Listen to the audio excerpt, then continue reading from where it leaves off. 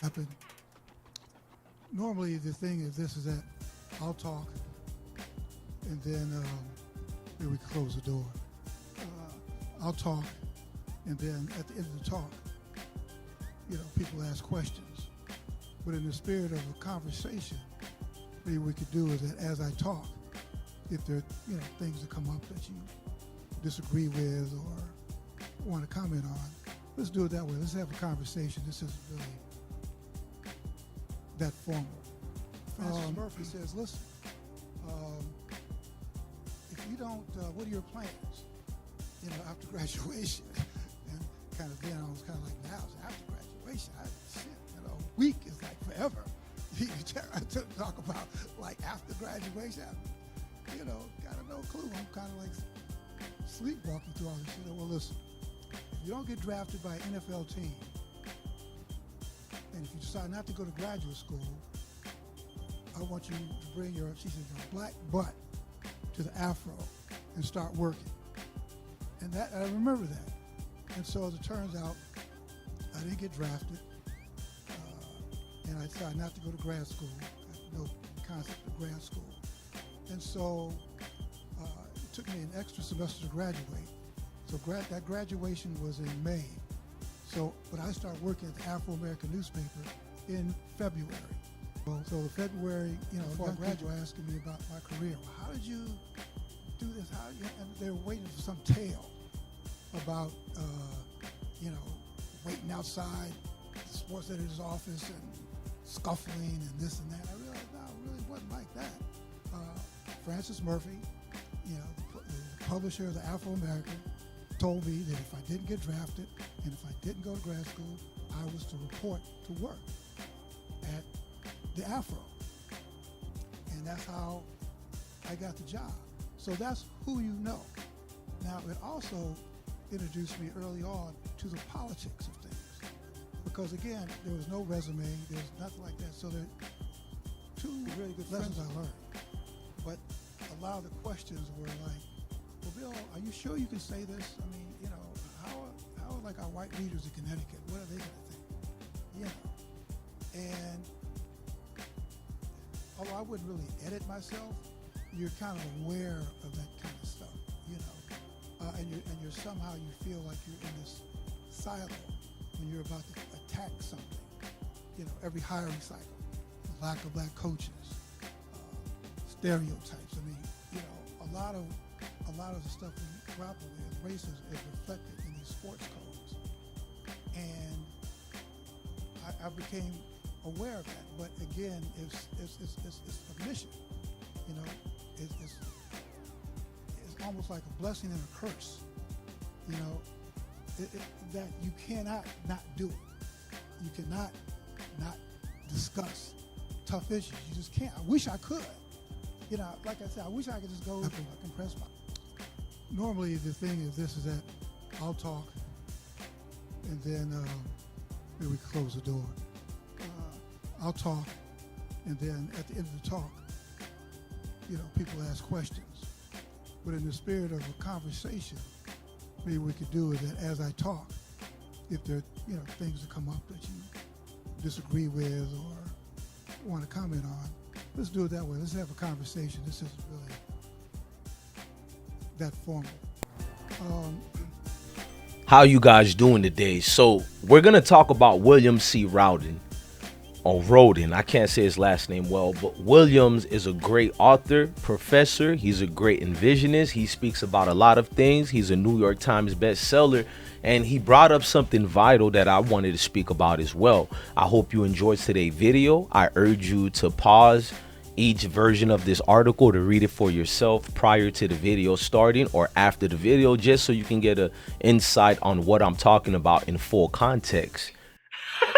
I've been broke so many times, I don't know what to believe.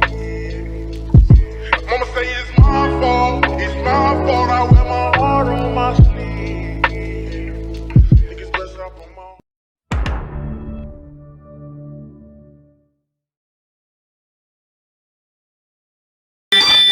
Watching the intro of this video, I want you guys to understand this video is a new video that I edited that I'm doing. to much obliged. I did a video about William C. Rhoden because I love the guy. I like his work. I read a lot. They like saying LeBron James read a lot. I don't know if he reads a lot or not, but when people have to go out their way and publicize LeBron for reading more than anybody else, shut up. No, he doesn't. But anyways, LeBron is not the topic of conversation here.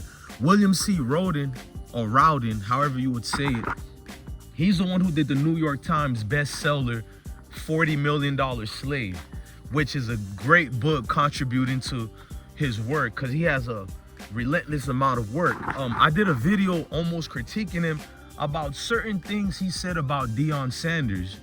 But this article that you guys see in the intro, I hope you pause the video and read it.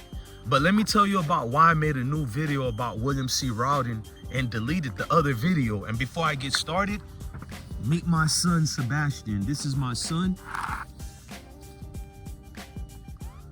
love this dude a lot, man.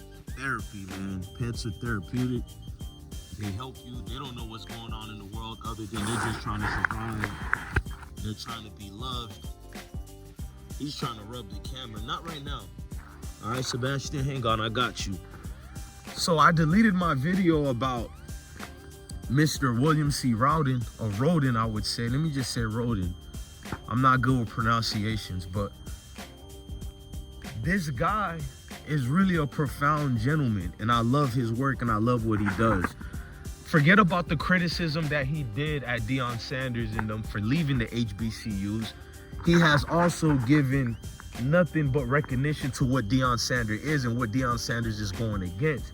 I've highlighted some of his work and his speeches that you guys can see what type of proud brother he is. See, we're always criticizing certain journalists, but a lot don't get their due diligence of respect. I respect this brother. He can articulate his words. He speaks eloquently. Not that I'm saying that so I can cater to a certain segment of the community, because to me, the greatest people who speak more eloquent than anybody else is us. I'm not deeming that we're better than anybody, but yes, we're the great people who have spoken well than anybody else, no matter what language it is. But this guy went against something I've noticed. He's a guy who has associates, he has ties to everybody, but he chose to call out the BS he sees on what's going on in college today.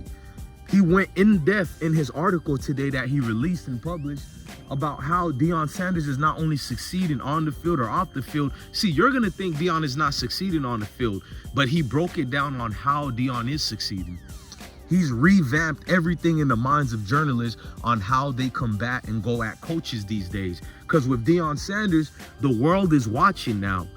Previous years, they could have criticized an African-American coach, and to no avail, nobody would call them out. Nobody would say anything. Articles after articles being reported falsely about these coaches and to denigrate these coaches and to put these coaches in a hostile environment where some of the questionings and investigation towards these coaches are not applied to said so other coaches. And you can't get around that.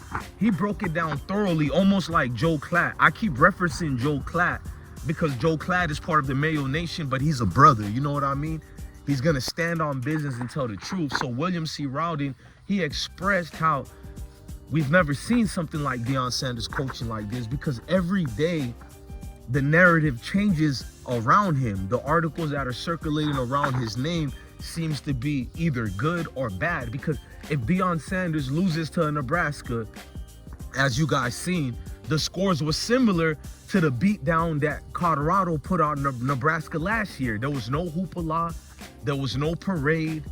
There was no fantasization of he's going to be the greatest coach. But when Matt Rule beat Deion Sanders 2 weeks ago, the same media who didn't pay attention to a rookie, Deion Sanders, who beat Matt Rule in every single way you can name, there was not the same applaud that was favoring towards Deion Sanders. But when Matt Rule did it, everybody cheered.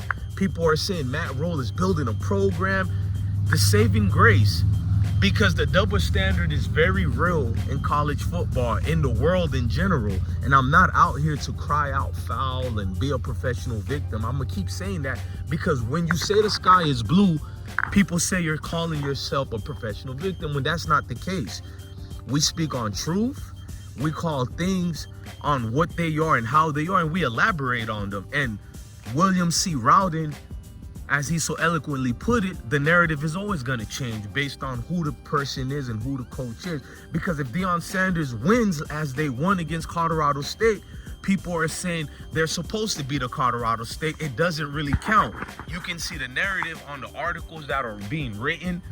It's like a disappointment when Deion Sanders achieves. And let's go in in-depth details as far as what William C. Rhoden was saying. He was breaking it down basically how Colorado needs Deion Sanders. Deion Sanders doesn't need Colorado. He talked about a historian and a professor, I forgot at what university, I think it was Temple University, who broke down the situation of Deion Sanders. Deion Sanders has all options available to him. He can leave Colorado right now without winning any more games this season and be the most sought out after coach because of what he brings, the magnitude, the news stories, the article. He automatically boosts your financial situation at any university he goes to, no matter what anybody states or says about Coach Prime. And what's even more honest about this article, the article broke down about the challenges of African-American coaches to get a fair shake as far as while they're coaching. Because not only do African-American coaches have to coach these players, have to take care of the staff, make sure academically these guys are ready for the real world too when they transition from playing games to entering the real world.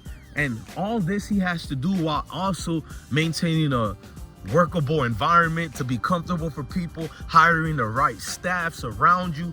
With all that going on already, making sure the parents are okay with what's going on with their, kids or young men, I should say, because I don't call them kids. At their ages, we're downrange in Iraq and Afghanistan. But let's fast forward. To hear the professor, journalist, William C. Rhoden speak it so well, he's saying that even with all those things that a coach such as Deion Sanders has to do, at the same time, he has to come back and go up against all these pundits, all these ridiculous narratives being made about him.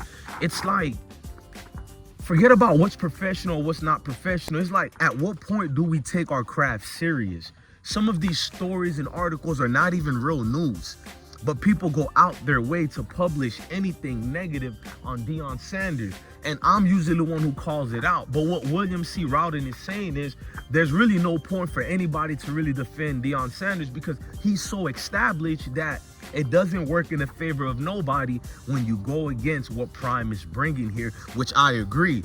No matter how much negative stories and articles they keep printing out on Deion Sanders, his games are the most viewed.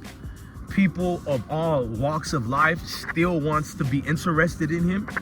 The same pundits and journalists who claim, hang on, every time we do these videos, the naysayers fly through. You see that? They're always flying through. But the pundits are always pretending that Deion Sanders is not experienced.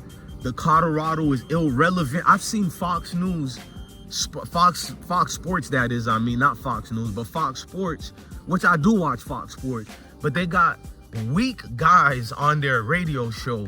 And I only subscribe to that YouTube channel because The Odd Couple with Chris Bouchard and Rob Parker are the ones who made that network popular. Because radio is a dying breed, but I'm keeping radio alive. But not a lot of people in the segment pay attention to radio. So Odd Couple are splitting up right now. Rod Parker is still going to be there, but Chris Bouchard's moving on to new ventures, that is. But to look at some of the other columnists at Fox Sports, that is, to see the ridiculous arguments of them pretending that, oh, these guys are not irrelevant anymore. But they say it every week while talking about Deion Sanders every week. Their most views on their videos are Deion Sanders. The guys that they love at Nebraska, all of a sudden, I've never seen Nebraska had this much publicity. Matt Rule was at Nebraska since last year. How come this year they're being talked about? He's building a program this year. What happened last year?